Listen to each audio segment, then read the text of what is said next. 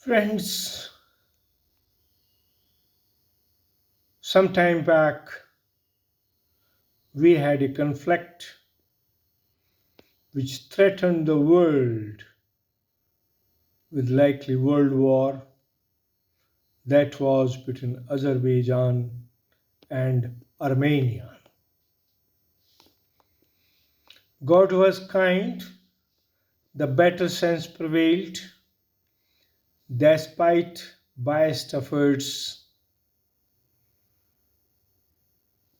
the peace prevailed and ceasefire took place. Again, just a day back, for last 11 days, another conflict between Israel and Hamas, which involved Palestine, was threatening the world with likely world war. These recent events and many more, where world nations were divided, were siding based on various issues like religion, politics, political thinking like communism, socialism, capitalism, etc. After the Second World War, United Nations was formed only to safeguard such events, turning into world wars. United Nations had various arms who contribute to various areas of the world conflicts. Another one of larger magnitude was pandemic caused by corona or COVID-19, which now is converting into various other variants and fungus, black, white, etc. Till today, despite WHO efforts, the world community and even WHO to some extent is expressing the view that this pandemic was caused by planned or wishful actions of certain nations or people in the nations. Question comes, United Nations was formed with the goal of making world safe, while United Nations was formed in the backdrop of physical wars on land, in air, at sea, or waters,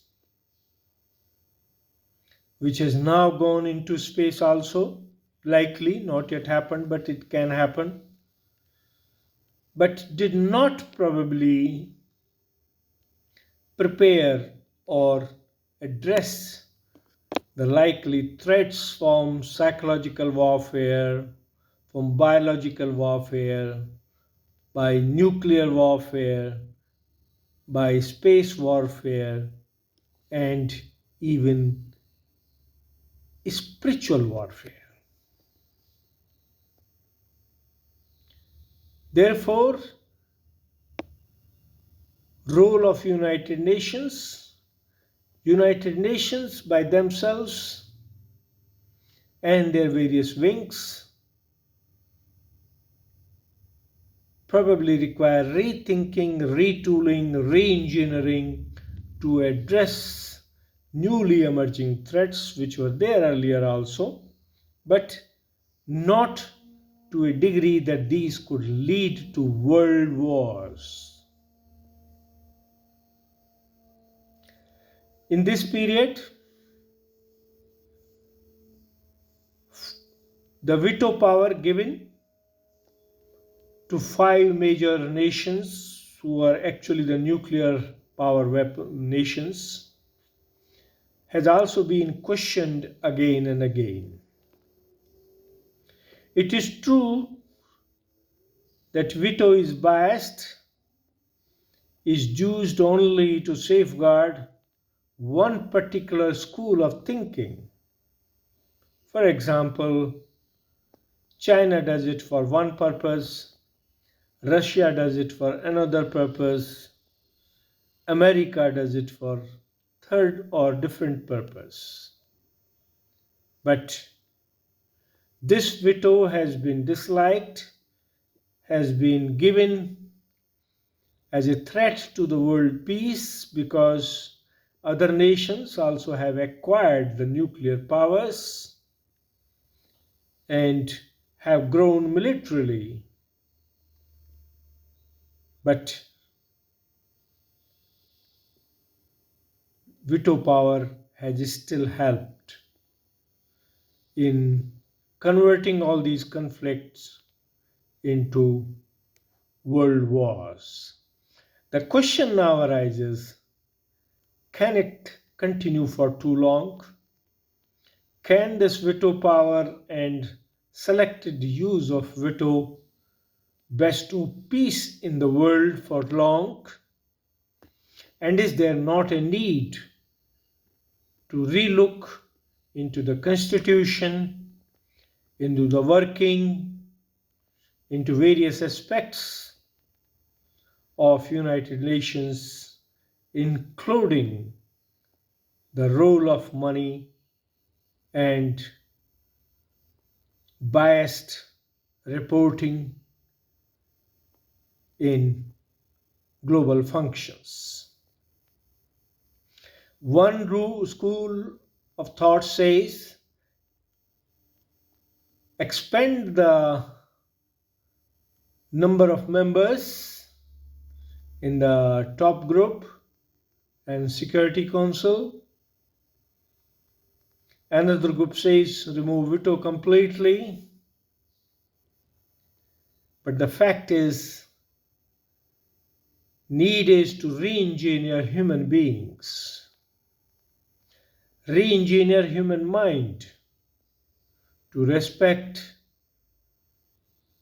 livings, mankind, nations, cultures, society, and people. Therefore, all this requires rethinking, retooling, and re-engineering of the processes. Nobody can deny that there is a need for an organization like the United Nations where all can sit together and deliberate. But probably the need is also there for United Nations to be more powerful and balanced. Powerful to the extent if majority of the members or members feel that two nations or more nations or two groups or more groups are not behaving in a way that it is good for the world peace, then they should have power to stop, even militarily. Today, military is sent from various other places, but only as peacekeeping. But need is to create a conflict resolution mechanism, both militarily, politically, and socially. Therefore, we request world body should deliberate,